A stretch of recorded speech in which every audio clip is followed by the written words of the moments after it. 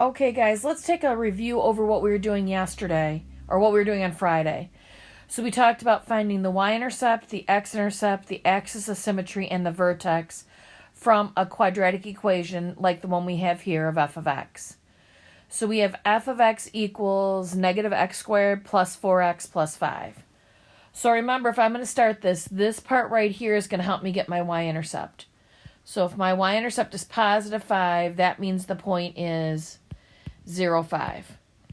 If it's a y-intercept, that number is the y and x has to be 0.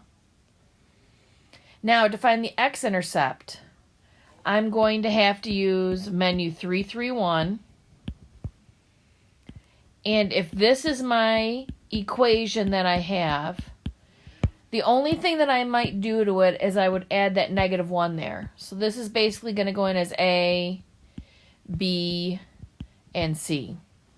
So if I put those in there, into my calculator, I end up getting a set that's negative 1 and 5. Now that means that for the x-intercepts, it's going to be negative 1, 0, and 5, 0. So the numbers that we get here for the x-intercept have to go in the x spot, and then the y has to be 0. Okay, so far we've got these two pieces. Now, axis of symmetry. Take the two x-intercepts and add them together and divide by 2. So negative 1 and 5 are my two x-intercepts. I'm going to add them together and divide by 2, and I'm going to get 2. Now, x equals 2 has to be the equation for that. The ones we're looking at least right now, are all going to be x equals for the axis of symmetry. Okay, then to do the vertex point, this number goes in here. So that's going to be 2. Then we're going to go to this equation that we have, and we're going to plug in a 2 wherever there's an x.